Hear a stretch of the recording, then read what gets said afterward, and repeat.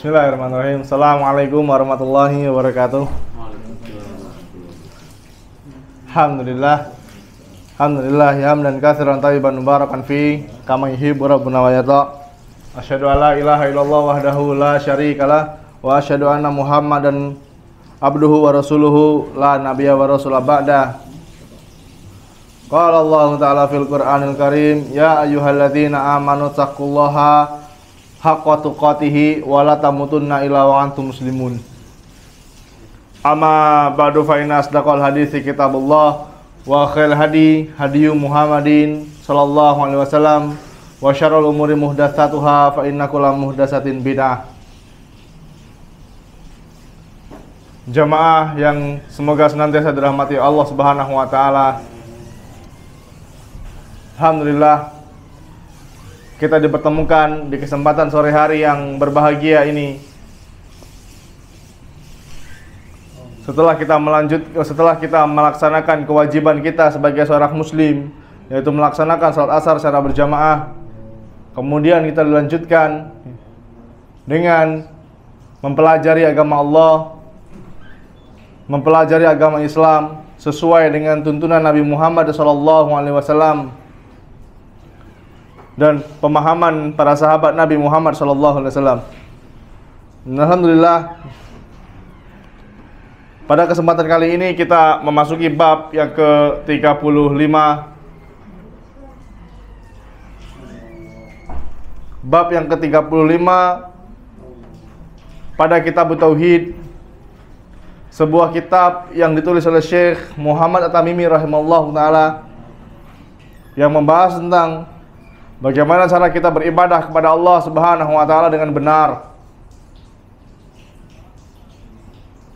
Dan bab ini,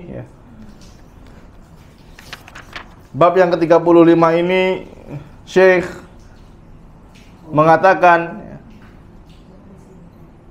bab minal imani billahi sabru ala aqdarillah.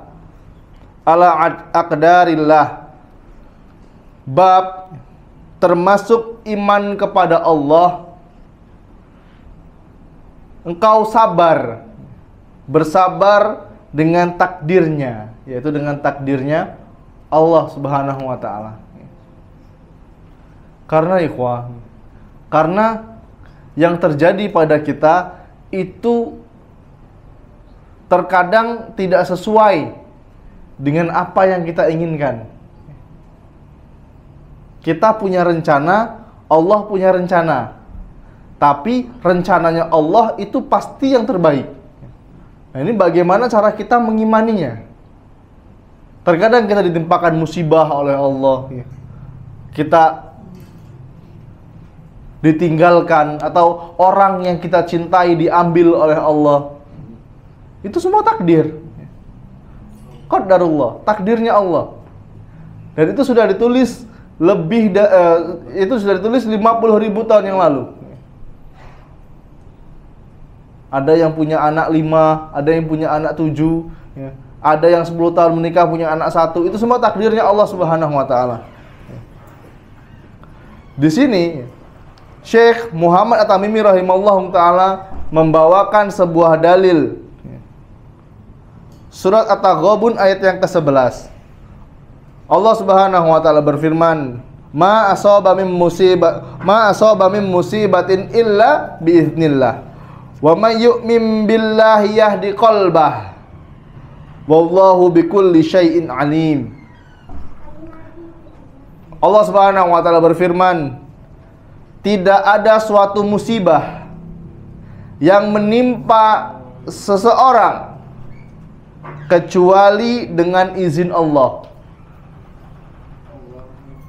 Wa may yu'min billahi yahdi qalbah. Dan barang siapa yang beriman kepada Allah,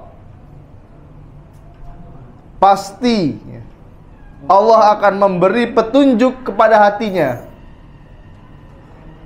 Wallahu bikulli syai'in alim. Dan Allah itu maha mengetahui segala sesuatu. Ini dalil yang dibawakan oleh Syekh Muhammad At-Tamimi rahimahullahu taala.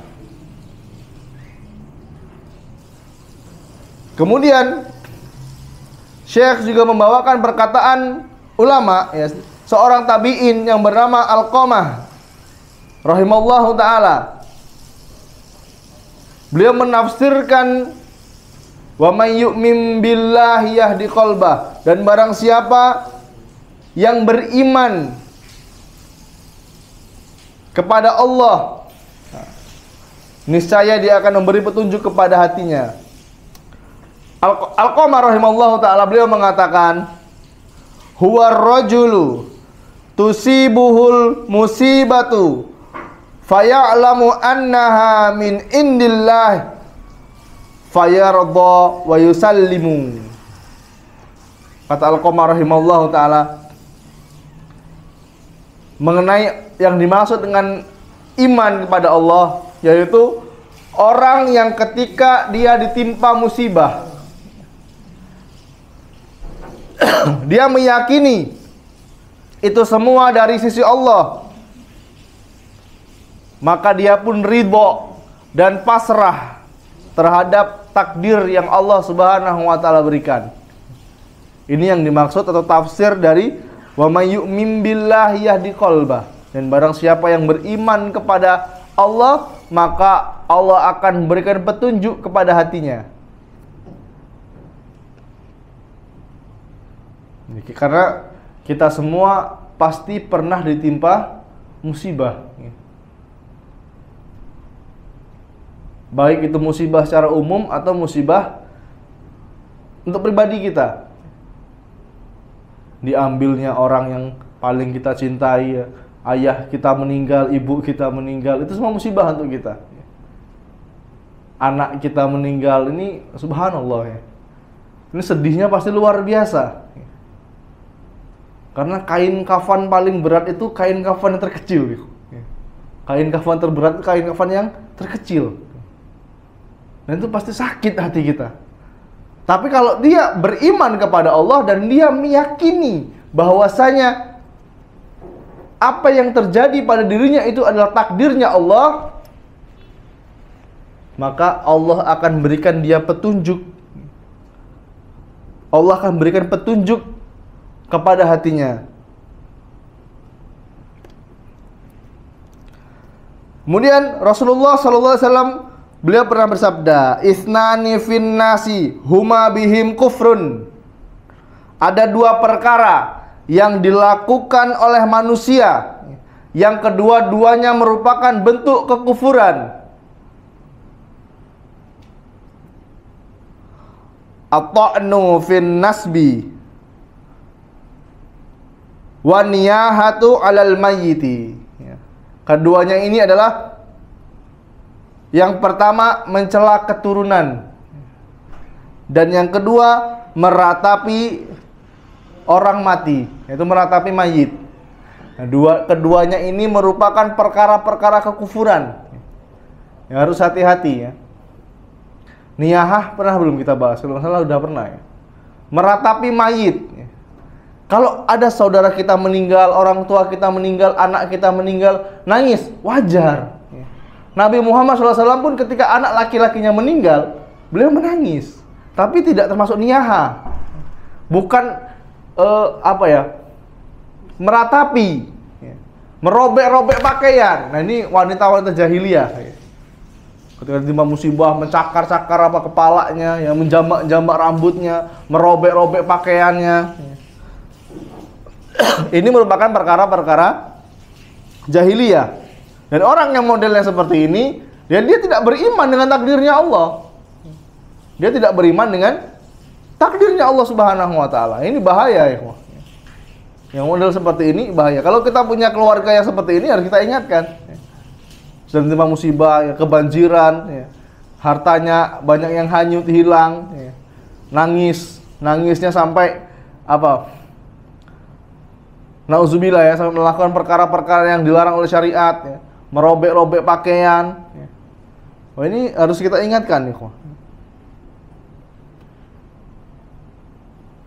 Kemudian Nabi Muhammad SAW juga pernah bersabda, laisa minna, tidak termasuk bagianku, bukan termasuk golongan kami.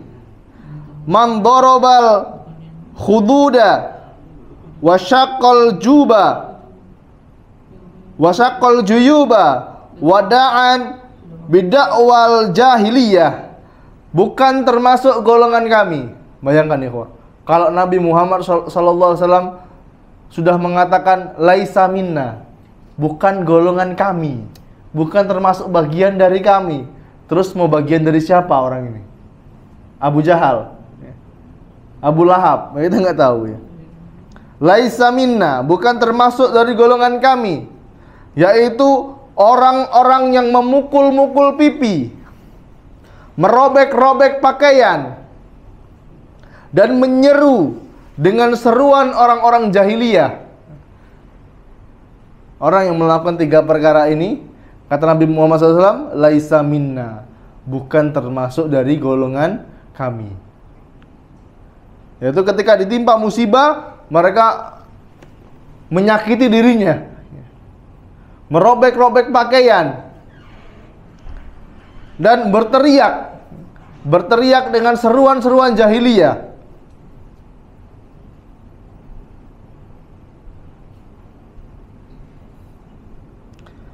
Ikhwan fillah nasallallahu wa iyyakum. Dari kita yang sedang ditimpa musibah, kita harus bersabar. Ustaz ini lemak baik ngomong sabar, Ustaz belum pernah ngerasain cak kami. Ya karena ujian setiap orang itu berbeda-beda, ikhwan. Atau ditimpa musibah, ya kami juga punya musibah. Ya, tapi kita harus bersabar. Ad-dinu an-nasiha, agama itu nasihat, saling mengingatkan.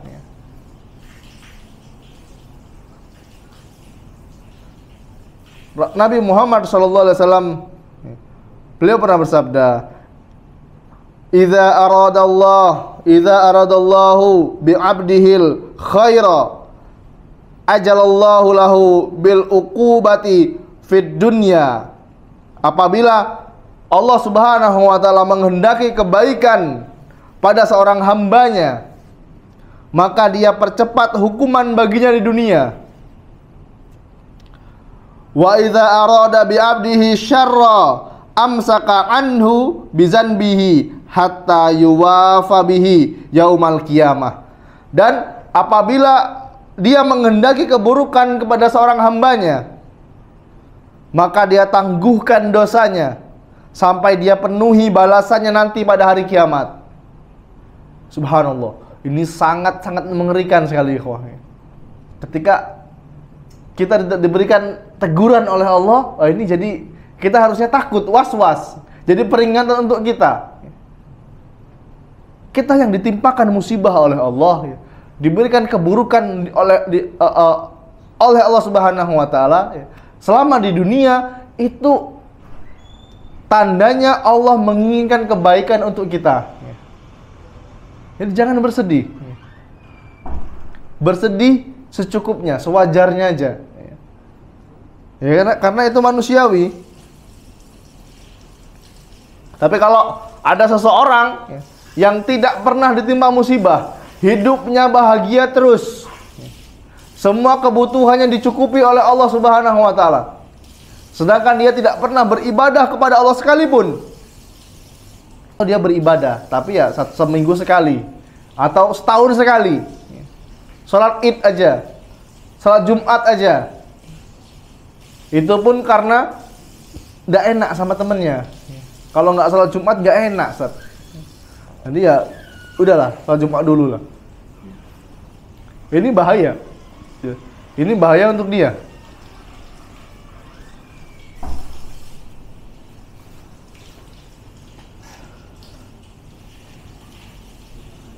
Jadi kita yang sedang diberikan musibah oleh Allah Subhanahu wa taala, ya kita harus bersabar. Harus bersabar, kita harus beriman bahwasanya itu semua adalah takdir yang Allah Subhanahu wa taala berikan kepada kita. Ikhwan fillah azanallahu wa iyyakum. Ketika kita berbicara tentang kesabaran, Masya Allah, jazakallahu khair. Kita berbicara tentang kesabaran. Kita akan mengulang materi kita beberapa pekan yang lalu tentang macam-macam kesabaran. Karena ketika kita curhat ya, atau kita minta saran, minta pendapat pada saudara kita, pasti ketika kita punya masalah, pasti yang pertama kali keluar lisannya apa? Sabar mas, sabar mas, sabar. Ya seperti itulah ya. Dan ikhwan ya, sabar itu bertingkat-tingkat ya.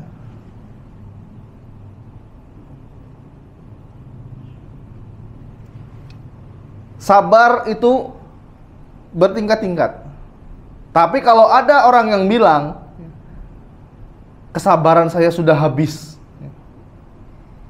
saya mau pergi dari rumah ini, kesabaran saya sudah habis menghadapi suami seperti dia. Wah, ini harus punya dalil ya. Harus punya dalil bahwa sabar itu ada batasnya. Padahal ya, yang namanya sabar itu tidak ada batasnya. Tapi sabar itu bertingkat-tingkat ya. Seperti yang dikatakan oleh Ibnu Qayyim rahimahullahu taala.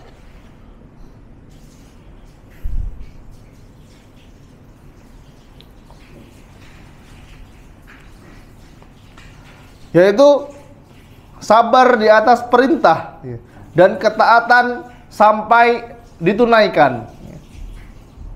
Kemudian sabar dari larangan dan pelanggaran sehingga tidak jatuh ke dalamnya. Kemudian sabar dari takdir yang menyakitkan sehingga kita tidak marah kepadanya. Itu tingkatan sabar. Bismillah. Yang pertama tadi apa? Sabar terhadap perintah dan ketaatan. Lagi enak-enak tidur ya. Subuh dibangunin ya. Suruh sholat. Di bulan Ramadan ya, jamnya makan siang, kita diperintahkan oleh Allah untuk berpuasa. Sabar. Ini sabar dari perintah dan ketaatan. Sampai kapan? Sampai ketaatan ini ditunaikan. Kemudian kita diperintahkan untuk sabar dari larangan Allah. Larangan untuk tidak minum khamar, larangan untuk tidak berzina, tidak memakan riba, larangan untuk tidak menipu, berdusta, larangan dilarang berdusta walaupun hanya sekedar membuat orang lain tertawa. Ustaz, banyaknya larangan dalam Islam, Ustaz. Ya betul ya. Karena dalam Islam ya, konsepnya itu apa? Ad-dunya sijnul mu'min wa jannatul kafir. Bagi seorang muslim ya, dunia itu penjara. Dunia itu penjara. Bagi siapa? Bagi orang mukmin. Wa jannatul kafir, dan dunia itu adalah surga bagi orang kafir. Jadi kalau antum mau lihat ya, silakan lihat di luar sana ya. 1 kilo atau keluar dari tempat ini kita sudah melihat ya. Orang kafir tuh nggak punya malu mereka ya. Mau ngapain aja, mau makan apa aja terserah mereka ya. Nggak ada larangan ya. Tapi siap-siap tunggu di akhirat ya, siapa yang akan berjaya ya. Kita di dunia ini harus sabar ya kawan. Paling lama berapa tahun kita hidup di dunia ini? 60-an, 63 tahun. Ada orang minta, ya Allah panjangkanlah umurku, ya Allah panjangkanlah umurku, ya Allah. Dikabulkan oleh Allah, kasih umur 120 tahun. Pusing nggak kira-kira?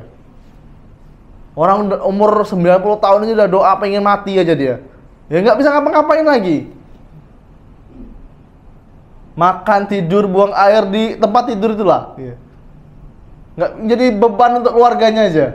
Akhirnya apa? Berdoa, ya Allah cabutlah nyawaku ya Allah. Padahal dulu ulang tahun terus, merayakan ulang tahun terus, berdoa minta dipanjangkan umurnya. Udah dikasih panjang nggak protes juga. Kita sabar aja. Hidup di dunia ini paling 60 sampai 70 tahun lah. Umur segitu ikhwah. Sebentar dibandingkan kita di akhirat. Berapa hari?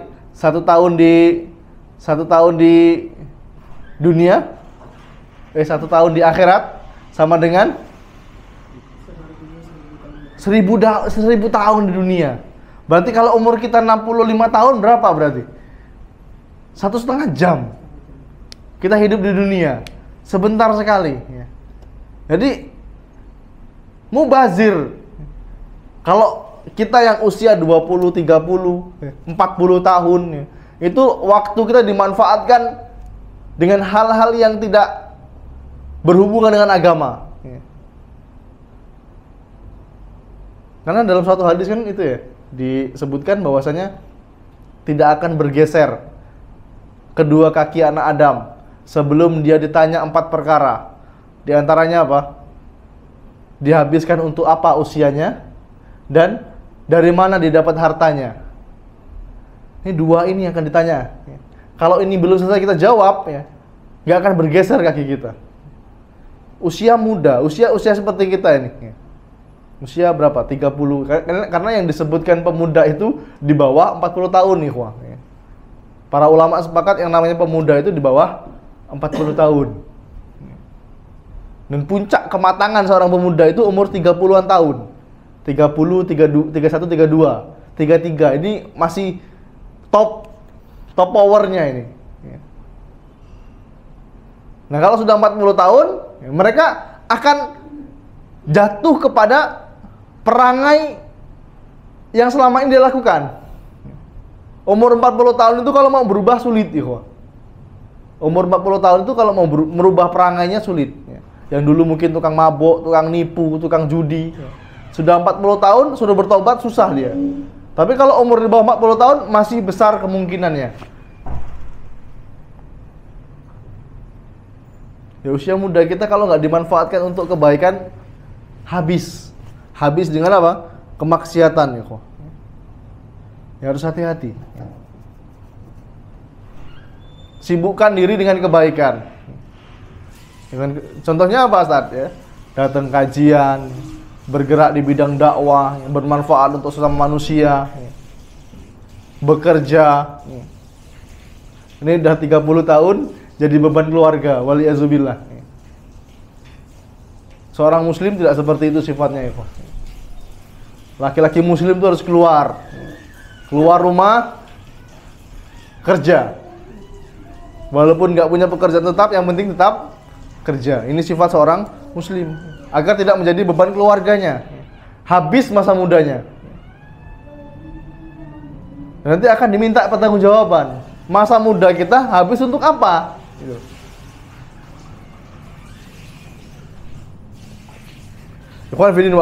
Ikhwan fidin, azanallahu wa iyyakum. Di antara 3 tingkat kesabaran tadi, yang paling sulit adalah atau yang paling mudah, yaitu sabar dalam melakukan ketaatan. Semua kaum muslimin insya Allah bisa. Semua kaum muslimin insya Allah bisa melakukan ketaatan kepada Allah Subhanahu wa ta'ala.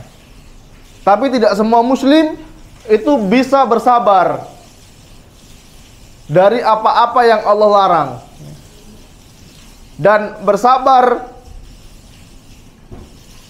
dari takdir yang tidak sesuai dengan keinginannya. Ya, kalau kita inginkan, ya kita sekolah, ya kan, SD pinter, SMP pinter, SMA-nya pinter, ya, masuk perguruan tinggi negeri, ya, syukur-syukur keterima ke Madinah, ya kan, pengennya kan seperti itu. Ya. Tapi takdir Allah berbeda.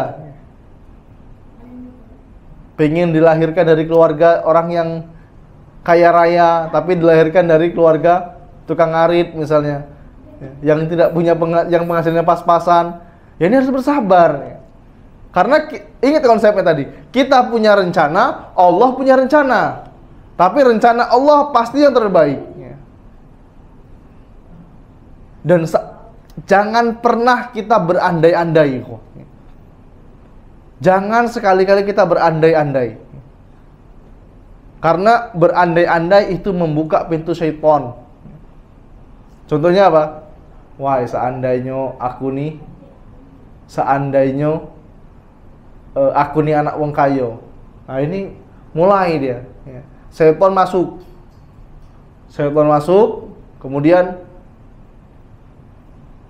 mulai menutupi nikmat-nikmat yang Allah berikan kepada kita.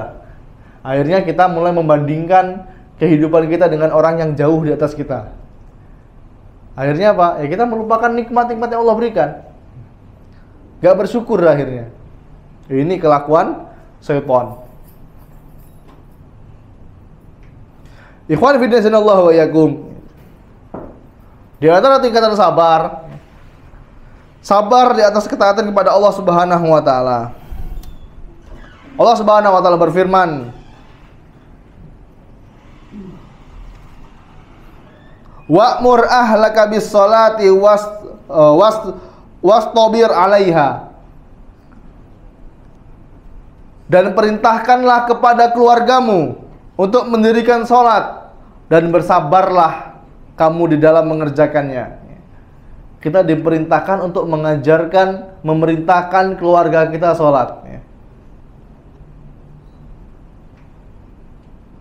Sekarang pertanyaannya, apakah perintah sesimpel ini sudah kita lakukan dalam rumah tangga kita atau belum? Kita mungkin disibukkan dengan perkara-perkara di luar rumah, kerja, di pasar, berdagang. Tapi jangan sampai kita melupakan kewajiban kita di rumah, yaitu menjaga atau mengawasi sholat keluarga kita. Tanya sama istrinya, "Dek, udah sholat belum?" Lagi Bi, tanggung, nggak ada lagi kalimat-kalimat tanggung. Lagi masak, Bi, tanggung. Masa waktu sholat tinggalkan. Wanita tidak perlu nunggu iqomah. Dengar azan selesai, sholat. Karena di rumah nggak ada perintah sholat berjamaah. Wanita itu tidak wajib sholat berjamaah. Anak kita sibuk, kita jadi guru. Kita misalnya guru nih, guru sibuk jadi mendidik anak-anak murid kita. Tapi di rumah anak kita nggak sholat. Wah, ini repot ya Pak. Jadi lilin untuk orang lain, tapi menjadi penerang untuk orang lain, kita sendiri kebakar. Anak istri kita tidak sholat atau menyepelekan sholat. Dan dalam perkara memerintahkan keluarga kita untuk sholat, untuk beribadah, ya kita harus bersabar.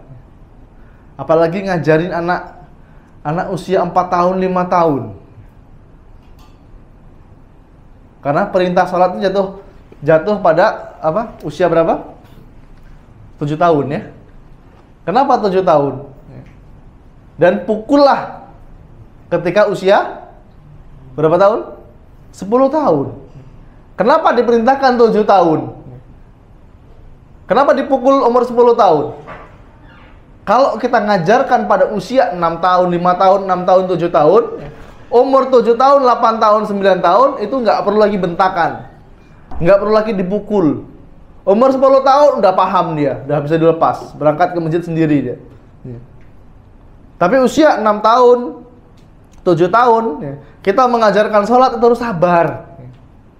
Apalagi yang punya anak aktifnya kebangetan. Ayo diem ya, belajar sholat nih.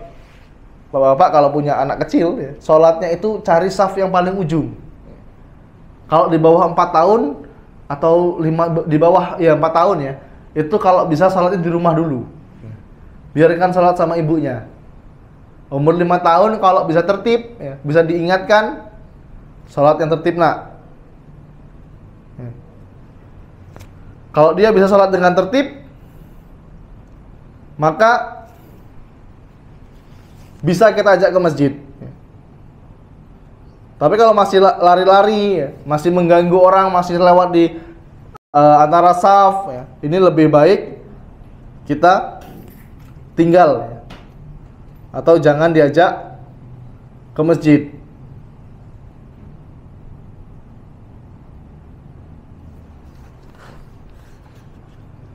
Itu butuh kesabaran nih, Wah.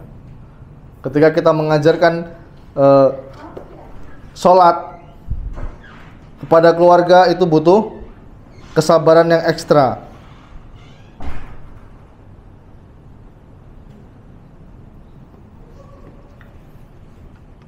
Afan.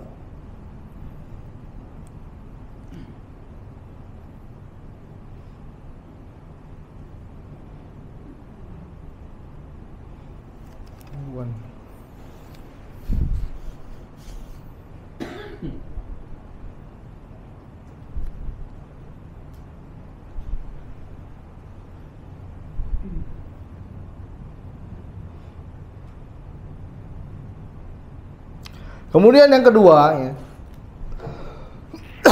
yaitu bersabar dari kemaksiatan.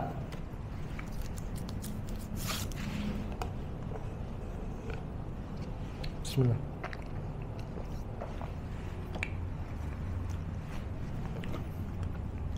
Bersabar dari kemaksiatan kepada Allah Subhanahu wa taala. Seperti sabarnya Nabi Yusuf alaihissalam ketika mendapatkan rayuan dari para wanita, sehingga diabadikan oleh Allah Subhanahu wa taala dalam surat Yusuf ayat yang ke-30 ya. Yang artinya Nabi Yusuf berkata, "Wahai Rabbku, penjara lebih aku cintai, lebih aku sukai daripada memenuhi ajakan mereka kepadaku. Dan jika engkau hindarkan daripadaku tipu daya mereka, tentu aku akan cenderung untuk memenuhi keinginan mereka. Dan tentulah aku termasuk orang-orang yang bodoh." Ini doa Nabi Yusuf ketika dihadapkan dengan wanita-wanita yang merayunya. Dia sebenarnya bisa, ya. Tapi kalau bukan karena Allah untuk menghindarkan tipu daya tersebut, pasti Nabi Yusuf alaihissalam terjerumus dari perkara tersebut, ya. Seperti kita, ya. Kita manusia biasa. Ini Nabi loh. Kita manusia biasa. Terkadang kita bisa untuk melakukan maksiat, ya. Kita bisa melakukan maksiat. Fasilitasnya ada, ya. Timingnya pas, ya. Bisa melakukan maksiat. Tapi nggak jadi kita lakukan. Karena apa? Takut kepada Allah Subhanahu wa taala. Kita bersabar dulu. Bersabar dari kemaksiatan kepada Allah Subhanahu wa taala. Kemudian yang ketiga, sabar terhadap takdir Allah yang buruk.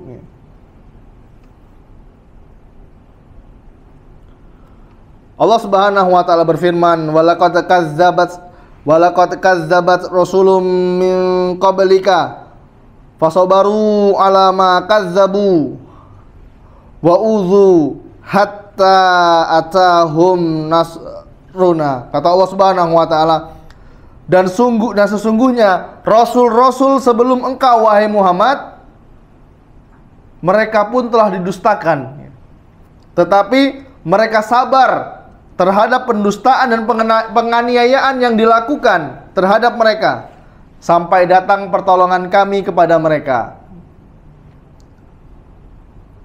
Karena ikhwan, sebaik-baiknya contoh untuk kita itu adalah Nabi Muhammad SAW.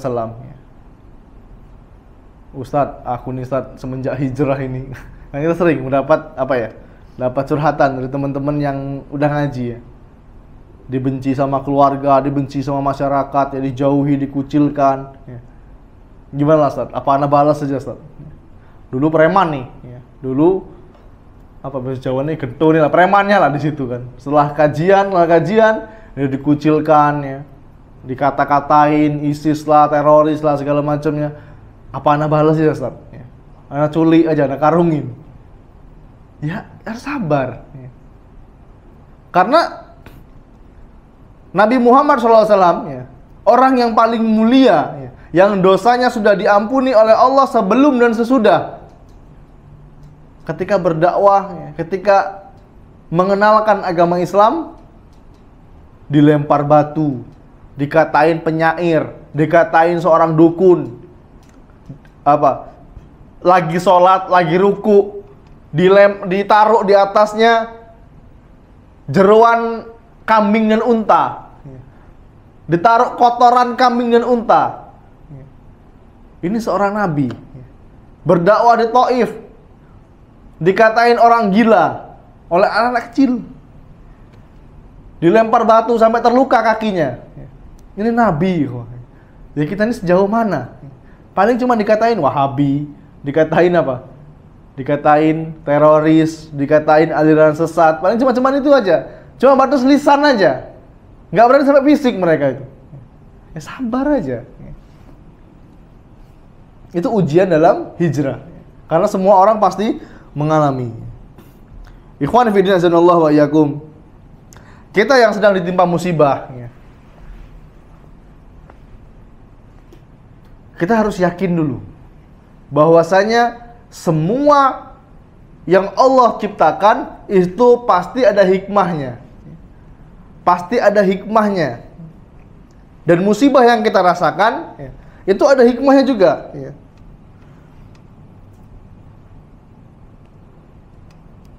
Ada beberapa hikmah dalam musibah.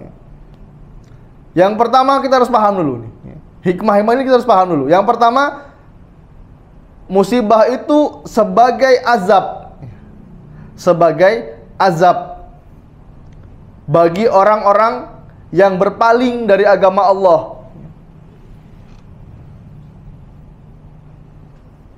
Karena Allah Subhanahu wa taala berfirman, "Wa man a'rada 'an dzikri fa inna lahu ma'isyatan dhanka wa nahsyuruhu yaumal qiyamati a'ma."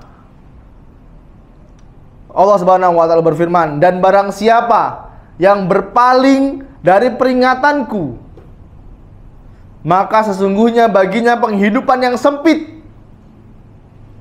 Ma'isyatan dhanka, penghidupan yang sempit. Wa nahsyuruhu yaumal qiyamati a'ma, dan kami akan himpunkan, kami akan kumpulkan pada hari kiamat dalam keadaan buta. Ini subhanallah ya.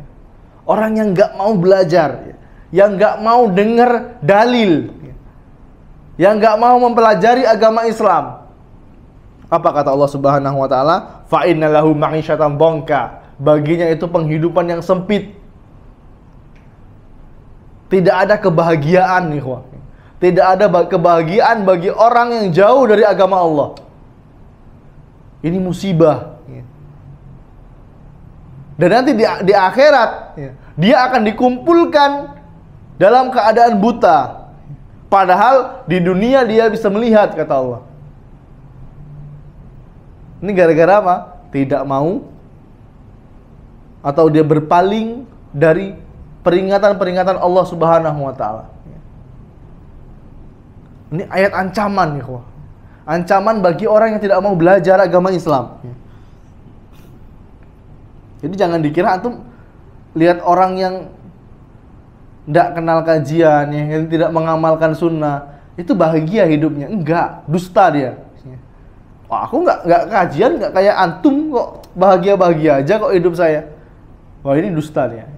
Karena puncak tertinggi kebahagiaan seseorang itu ketika dia mengenal sunnah Nabi Muhammad SAW. Ini puncak tertinggi kebahagiaan. Walaupun kita hidup seadanya, kita mengenal sunnah Nabi Muhammad SAW, dan kita memiliki hati yang qanaah, hati yang nerima. Apa kata Imam Syafi'i rahimahullah ta'ala? Jika engkau memiliki hati yang qanaah, engkau dan raja sama saja. Maksudnya apa? Ya kita, apa yang kita miliki itu alhamdulillah, ya cukup. Seorang raja gimana? Apa yang diinginkan pasti tercapai. Mudah bagi dia. Tapi seorang muslim ketika dia memiliki hati yang qanaah, ya dia dan raja sama saja, nggak ada bedanya. Wallahu a'lam bishawab.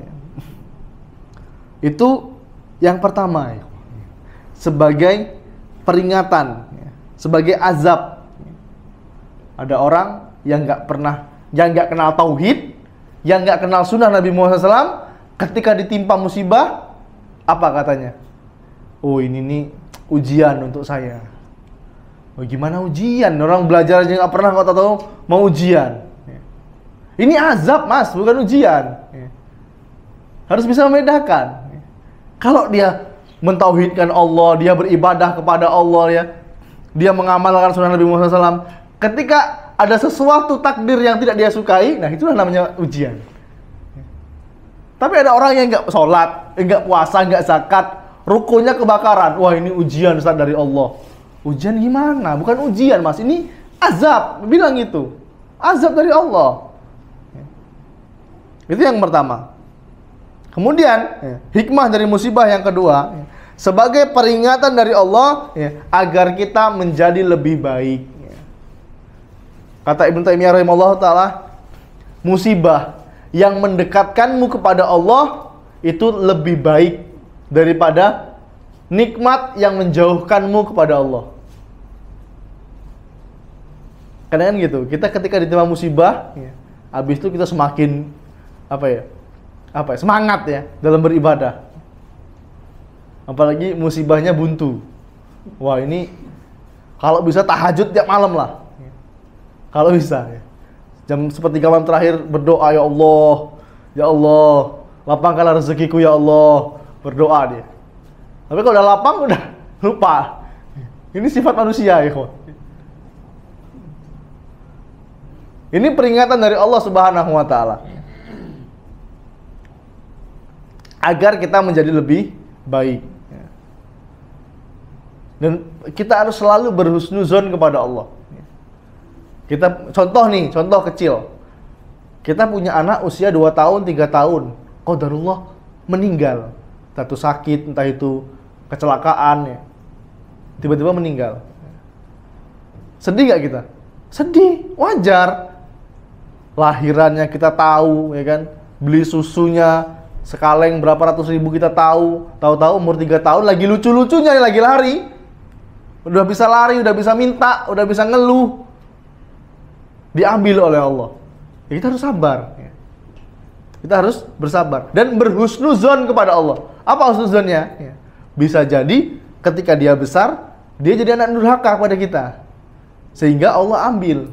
Dan yang kedua, anak kecil ini menjadi syafaat untuk kita. Menjadi syafaat untuk kita di akhirat. Akan menjadi penolong kita. Apalagi sudah meninggal, ya kan? Kita akikahkan. Wah, ini kan berat nih, wah. Gimana kira-kira?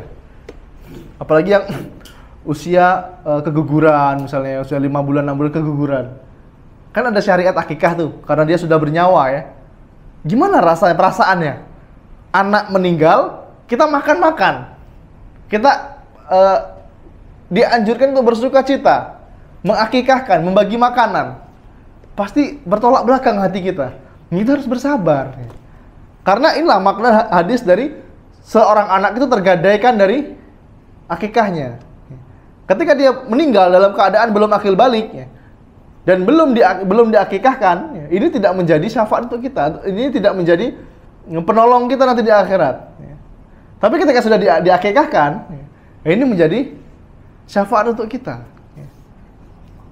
Ini harus bersabar, ikhwan. Pasti Allah itu pengen kita lebih baik lagi. Banyak kok ya.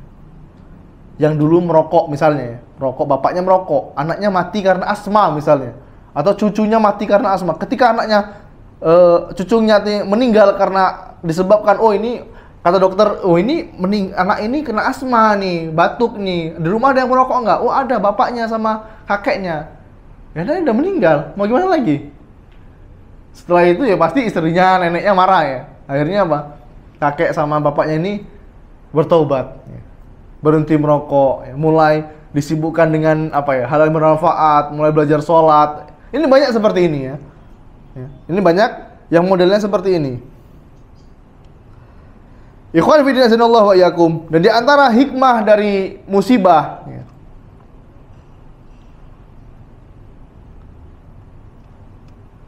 ketika kita ditimpa musibah, itu tandanya Allah menginginkan kebaikan dan Allah cinta kepada kita.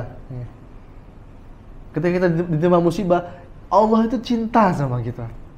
Karena apa? Nabi Muhammad SAW, beliau pernah bersabda, "Man yuridillahu bihi khairan, yusib minhu." Barang siapa yang dikehendaki oleh Allah menjadi baik, yusib minhu, dia akan ditimpakan musibah kepadanya. Berarti Allah pengen kita baik ketika kita ditimpa musibah.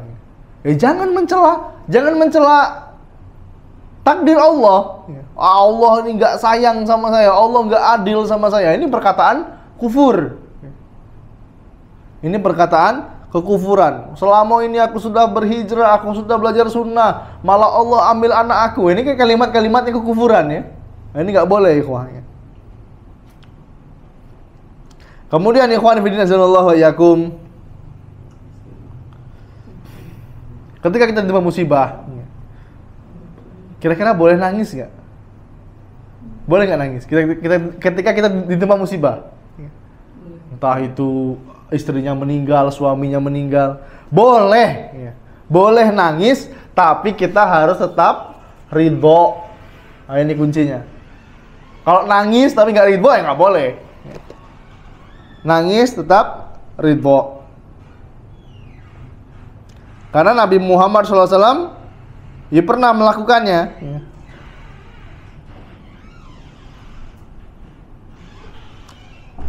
Kalau dia nangis sampai merobek-robek pakaian, jadi apa namanya? Niyaha, meratapi. Ya, ini nggak boleh. Kenapa niyaha itu disebut perangai jahiliyah? Karena ya, orang yang melakukan niyaha, dia pasti akan bertambah kesedihannya, dan ini akan menambah azab. Orang yang niyaha pasti akan bertambah kesedihannya. Ini harus hati-hati. Kemudian orang yang melakukan niyaha secara tidak langsung, ini adalah bentuk kemarahan dan protes terhadap takdirnya Allah Subhanahu wa taala. Secara nggak langsung dia protes. Kemudian orang yang melakukan niyaha ini bisa membangkitkan kesedihan orang lain. Antum pernah nggak sih lihat orang yang niyaha? Kita lagi takziah, lagi melayat, ya kan? Yang melayat ya, sama bahasanya. Lagi takziah, datang ke orang yang kena musibah meninggal, lihat orang anaknya, cucunya melakukan niyaha. Wal iyazubillah, ninggalnya jam berapa, dikuburkannya 2 hari ke depan. Alasannya apa? Nggak masuk akal. Nunggu anaknya yang dari Papua, nunggu cucunya dari Papua. Oh, ini nggak boleh, wah. Sampai ke rumah duka malah nangis-nangis niyaha tadi, ya. Ini nggak boleh. Dan orang yang melakukan niyaha sedikit pun tidak bisa merubah takdir Allah Subhanahu wa taala. Kita kena musibah nih, anak kita meninggal. Dengan kita nangis meraung-raung, dengan kita mencakar-cakar muka kita, apakah menjadikan anak kita hidup lagi? Enggak mungkin. Jadi nangis sewajarnya. Nangis sewajarnya. Kalau bisa juga jangan ditampakkan di tempat umum. Biasanya kan gitu. Karena saya pribadi itu ibu saya sudah meninggal. Waktu itu belum ngaji. Ketika hari pertama meninggal, ya nangis bentar. Kemudian karena ada banyak saudara, banyak paman datang, bibi datang, biasa aja. Setelah mereka pulang semua baru kerasa rumah itu sepi. Mungkin beberapa teman kita punya yang orang tuanya, di antara orang tuanya sudah ada yang meninggal, pasti merasakan. Oh, waktu meninggal ya bibinya bilang, oh nanti kalau perlu apa-apa bilang aja, omnya kalau perlu apa-apa bilang aja nanti ya, telepon aja. Udah berapa hari udah sepi, hilang semua. Kan biasanya seperti itu.